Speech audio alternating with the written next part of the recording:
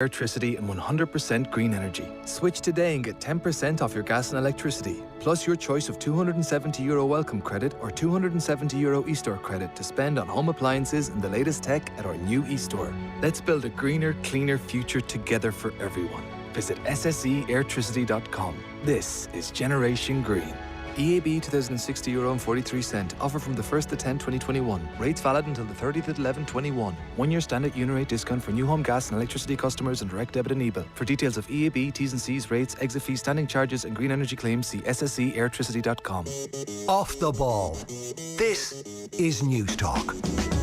Now you're very welcome back. Joe Molloy with you this evening, so we'll talk about the Republic of Ireland's 3-0 win in Luxembourg yesterday evening in a moment. Gavin Cooney from the 42 and Philip Quinn from the Irish Daily Mail and Mail on Sunday. First sense of Stephen Kenny post-match. We'll play you on the football show, by the way. There's a bit of a beef between Stephen Kenny and, well, it's more driven, I think, by Luke Holtz, the Luxembourg manager. So we'll get to that after 9. Nathan Murphy and Stewie Byrne will be with us as well. But just on the pitch last night, Jason Knight's introduction changed the temperature of the game, I think it's fair to say. Stephen Kenny was asked what words he had for Jason Knight as he was about to enter the fray. Just be brilliant. Just be brilliant. No, I think he was coming on. Obviously 2 shifts. Obviously one, he had to, in possession, had to play on the left side of our attack, and out of possession had to sort of defensively had to get Mark Martins, their holding midfield player. So we pressed with the front 2 and had him as our number 10 behind that, out of possession. But in possession, he obviously operated off the left flank, and so he had a tactical. He can take some information on very quickly, and I just said, as one of the advantages of being sort of under 21 manager is that you sort of learn about the character of the players, and Jason has terrific character.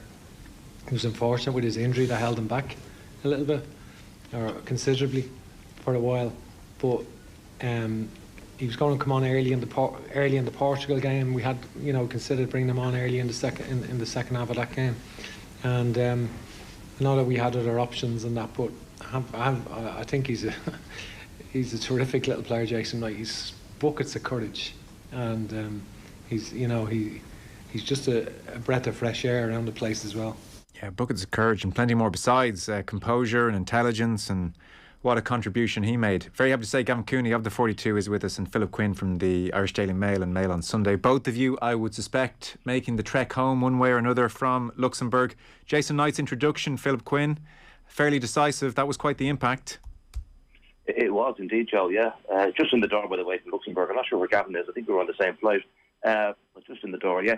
Interestingly about Jason Knight, do you know how many times he played in the World Cup campaign? Twice.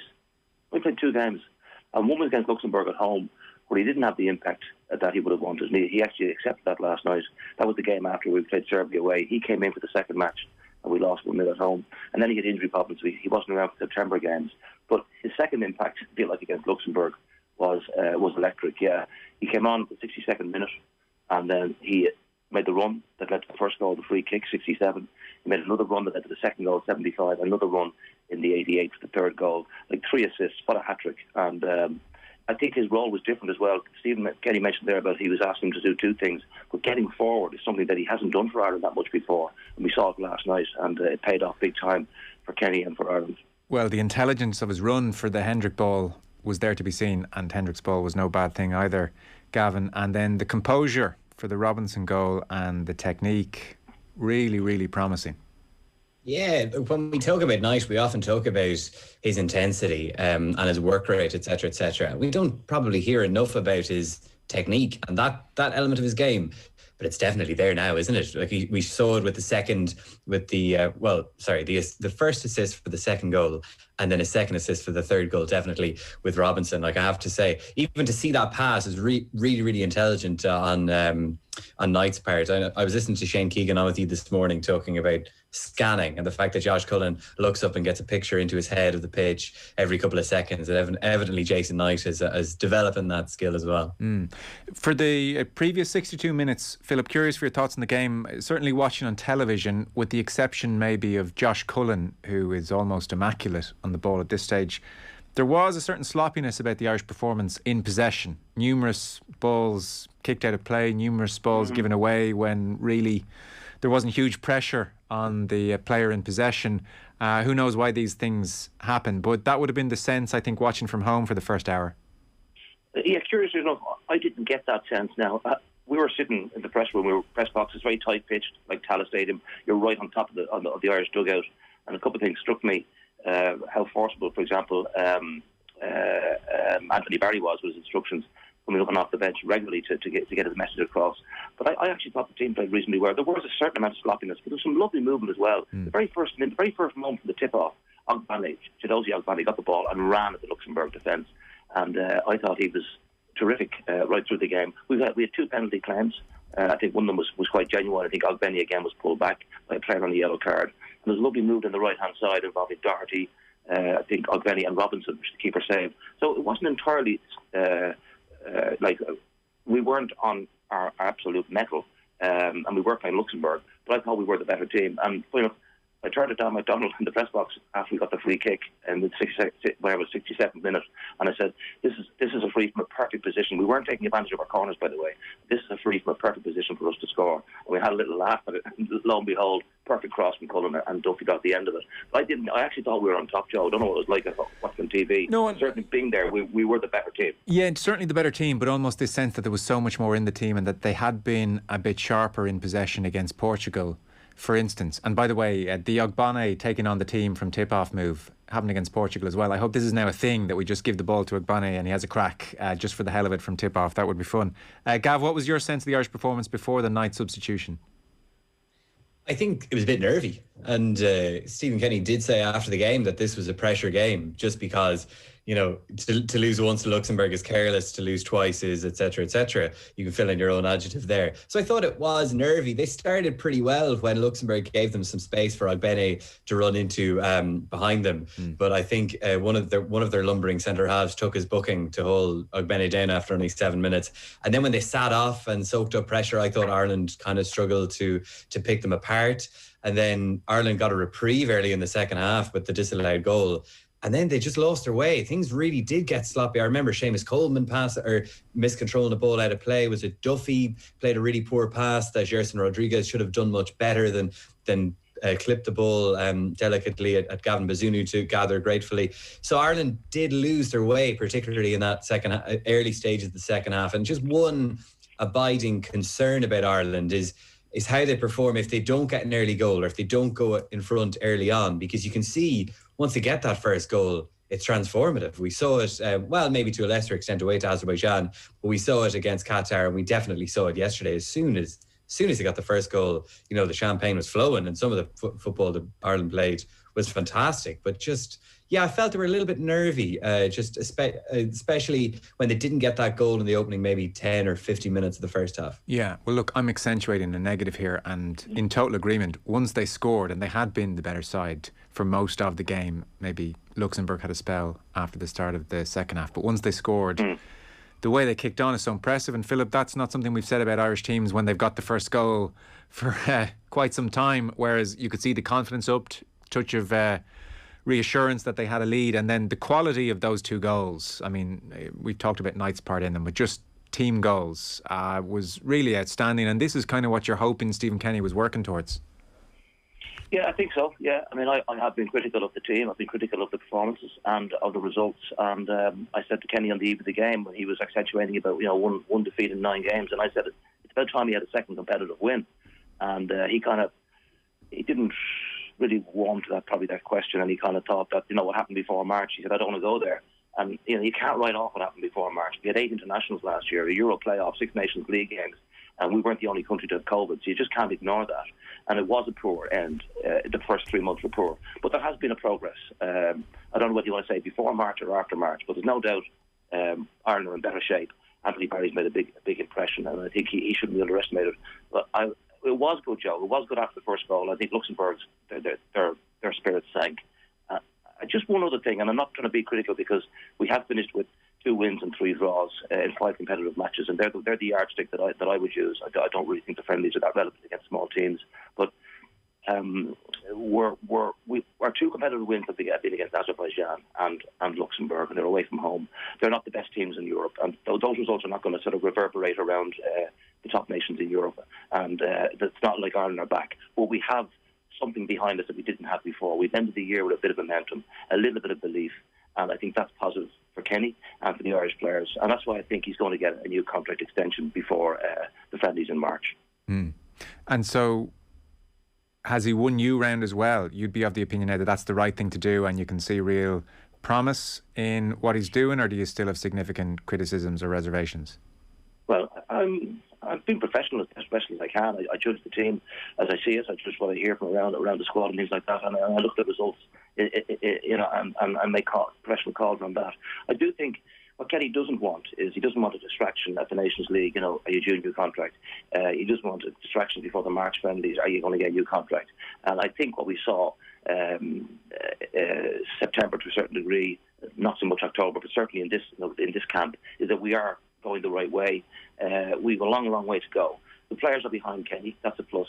The supporters are certainly behind Kenny, and they were terrific. And I spoke to a lot of them in the airport now today, and there is a sense that they want this guy to continue. And the FAI aren't any fools either. They would buy into the public vibe. I think actually, and the fact last night that Jonathan Hill was sitting, pretty close to the technical area, right on top of the pitch, and he did tweet that he said how much he was enjoying this. So I think it's an easier decision for the FAI. Carry on, Stephen. But he has to deliver in the European Championship 2024, and that must be the remit. He can't not do that. And let me put it this way then: if you were on the FAI board and you were turned to for your thoughts, contract, yes or no? I would say after what I've seen in these three windows, and particularly in the last one, November, the last one's just passed. I know 2 clean sheets and 2 performances. I would say I think he has done enough to deserve an extension, and. I wouldn't argue against that. Whereas I would have questioned it before certainly September and October. But the second half of the season has been well. If the results had been flipped around, Joe, and we started the campaign well and finished it poorly, I wouldn't have maybe said what I've just said. But it seems to be going the right way, and I think he deserves the chance to build. But he has to build. This is only a very small building blocks in place, and he has to carry on the good work that we've seen. Certainly in this window. So I can see the FAI doing this, giving him a new contract. There's some suggestion that they might give him a short-term contract. I would say give him a contract to cover the entire Nations League campaign and the Euro 2024s. With the remit, you've got to get us there. Yeah, Gav, thoughts on all this? Yeah, fantasy FAI board is the game that I've been waiting to play for a very long time. Do you want to be treasurer? How many bank accounts do we have? 26, isn't it? It's definitely more than one at least, which actually maybe might have overqualified me under previous times. I honestly think that'd be absolutely mad not to renew the contract and give him the Euro 2024, because who else are they going to get? There's no one better out there that's going to take the job on the money that they now pay. This isn't back in the days of Trapp and O'Neill when this was one of the most high-paid managerial jobs in Europe, with strangely low expectations beyond turn the team out for qualifiers 10 games a year. And there's clear signs of progress. I mean, the most obvious measure of progress is the fact that Ireland have improved the results against all of their opponents when they met them for a second time. I mean, they've not gone backwards in that at all. We're scoring goals, which we haven't done for years, and we're scoring the types of goals we've almost never scored before. The players all are very happy. So it's barely even a decision at this point, surely. Not to go all Rio. Not to go all Rio Ferdinand, but get it signed. Yeah. Just on that, Gavin, there are plenty of people out there, by the way. I'm not going to mention names, but there are a lot of people out there who will jump at the Irish job, and good people as well qualified candidates. But the job is not available. Stephen Kenny is under contract on the 1st of July of next year. I think what he's done September, October, and certainly in the last window that's just finished, has shown that he deserves a chance to continue on. And I just think the nature of the game last night is probably there's no greater validation for what he's been doing over the last 2 years in blooding 12 young players, and for a 20-year-old in Jason Knight who Kenny gave him his debut to come off the bench and change the game.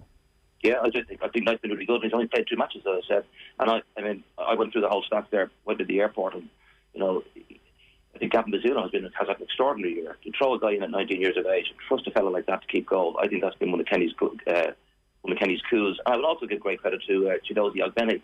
I think he's been a breath of fresh air, to the extent now that Aaron Connolly is probably not getting mentioned in dispatches, which you would have done at the start of the campaign, or even in September, you would have thought it was unheard of that we could actually have an attack without Aaron Conley in it. We've got Albeni up there. There's still some things that need to be improved upon, but I think the pressing game, again, I had a conversation with Danny McDonald last night, and, you're right, he made a valid point. If you press in the right areas, you can get free kicks from the opposition, and then that can lead to set pieces. And I'm nothing against scoring a set piece, and we tend to do that quite a lot with Jane Duffy. We still play a little bit of tippy-tappy around the back that may need to be looked at. But look, let's not forget, you're right, Gavin, it was a good performance last night. At the final 25 minutes, champagne football, where have we heard that before? But it was Luxembourg away. We did improve it right against Portugal and Serbia second time around, but we need to get a little bit better, because at the moment there's 22 teams, 10 group winners are going to the World Cup, 12 are involved in the playoffs. That's 22 teams. We're not in that 22. We have a long way to go yet. We've started on the journey. We've just started to take a few steps going uphill after going down quite a long way, and let's see how far Ken can take us. But yeah, I would agree, he does deserve that chance. Do we have any sense, Gav, of when this decision is going to be made? Because to be having the same conversation into next March and beyond just feels like an unnecessary distraction now to the Kenny regime. If the FAI are going to back him, I don't really think they need the evidence of March and beyond at this stage. Yeah, I don't know what you'll really prove in 2 friendlies in Dublin in March, and then in the 4 games in June are the first 4 games of a 6-game Nations League campaign, and the last 2 games are currently not falling under the contract that he has. So we'll go by what's on the record at the moment. What's on the record is that it will be assessed at the end of this World Cup campaign. So the World Cup campaign is now over. There'll be a monthly board meeting for the FAI some point later this month. So presumably that'll be where it happens, unless I know there is some opinion out there that the FAI should wait and give it more time. But like you said, what more can be proved really in friendly games? And then is that actually is that like a net negative for the team to have this hanging over them and having that level of uncertainty? So like they're on the record as saying that the current plan is to assess it in November. So unless things change between here and then. Yeah, you go through the team and you look at the number of players that Kenny is getting really good performances from, and it's almost universal. You take the starting 11 last night. So Coleman is playing outstandingly well and is clearly right behind the manager. Duffy is man reborn. John Egan, outstanding. Doherty, he must just love every international window that comes up right now. Hendrick, again, is back to where we knew he could get to. Josh Cullen, exceptionally good, and is just getting better by the game. James McLean, I think, has surprised everyone. Ogbene, Robinson, Adam Ida maybe is the only one that's a touch disappointing at the moment. He hasn't kicked on from the Algarve. And of course, that is not to mention Bazunu. This guy's off the charts, Gav. He's amazing. It is plausible that he becomes Ireland's record caps holder and Caoimhín Kelleher becomes the most unfortunate man ever involved in Irish football. He's astonishing, really. That save that he made from Olivier Till last night was genuinely one of the best saves I've ever seen, certainly live in a stadium, and I'm struggling to think of many that I've seen better on TV. And he was interesting talking to RTE about it after the game. He said he was lucky that the deflection on the shot happened so soon. I was like, if that's what Gavin Bazunu judges by an early deflection, only proves that he's among these elite sports people who perceive time completely differently to the rest of us. Everything is far slowed down for him when he's in the zone. He's so commanding and he's so dominant. And one thing that hasn't really been remarked on in his performance this month that I find quite encouraging is the fact that he made a couple of quite high-profile individual errors for Portsmouth in League One in the weeks leading up to this window, but it evidently hasn't affected him one iota. He's just so dominant and so composed in goal, and he's only 19. It is remarkable. Yeah. Ger made the point on our morning show here, Phillip, that Bazunu could well play for the next 20 years for Ireland.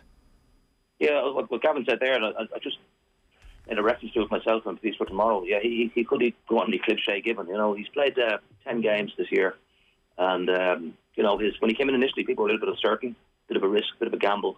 But he came in after Travers didn't do particularly well at Serbia. By the way, we're well served by goalkeepers. Travers has kicked on during the summer, got into the Bournemouth first team, and they're flying. And Caoimhín Kelleher, by all reports around Liverpool, they wouldn't let him go because he's number 2 at Allison. So we are well served in goalkeepers, which we have been, by the way, for the last 30 years. But Gazino could certainly play 100 times, and there's no reason why he can't.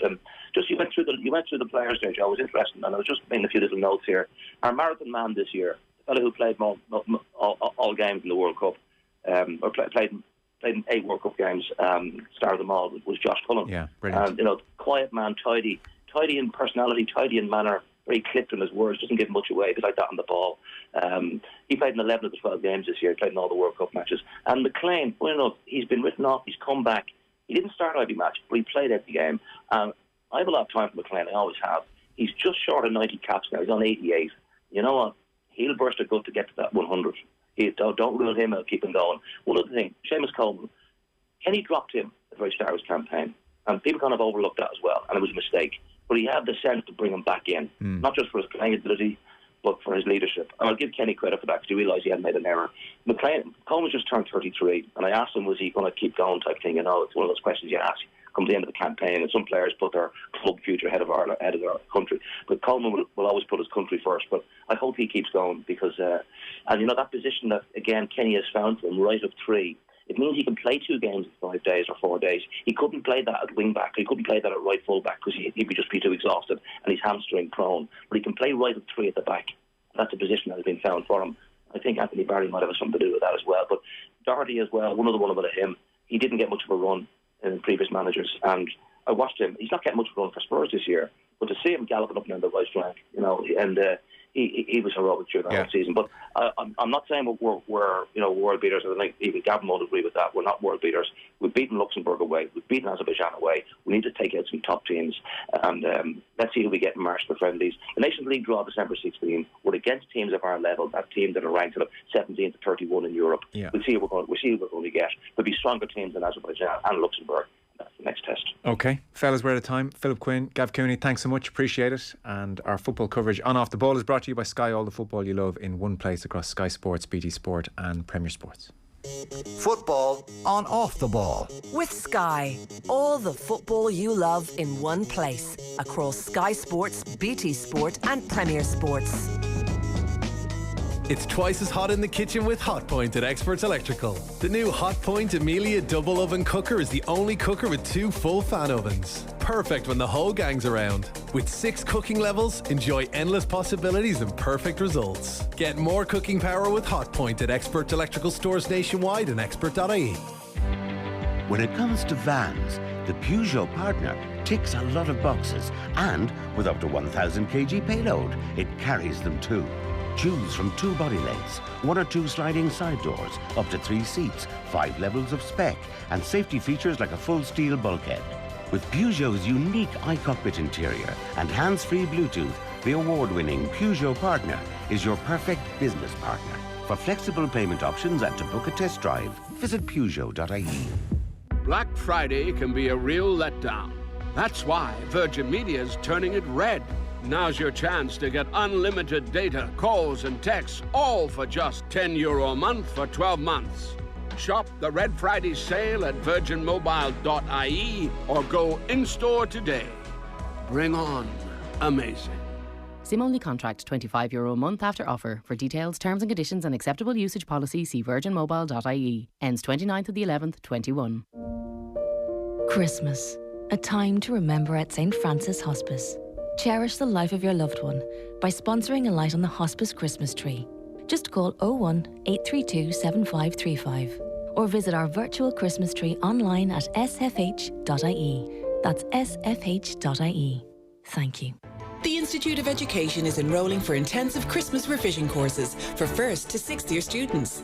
Classes will be delivered by exceptional teachers at our Leeson Street Dublin campus and online. Students will receive recordings of classes and the Institute's legendary class notes. Book by November 30th to buy one, get one free. See instituteofeducation.ie. Looking for new ways to reward your staff and customers this Christmas? Then surprise them with a Lidl corporate gift card. Use on everyday essentials, middle aisle specials and treats from our Christmas Deluxe range. Plus, if you spend over €1,000 before October 30th, you'll get a discount on your cards. Contact our corporate gift team at lidl.ie/corporate gift cards. Need IT hardware for staff at home or in the office?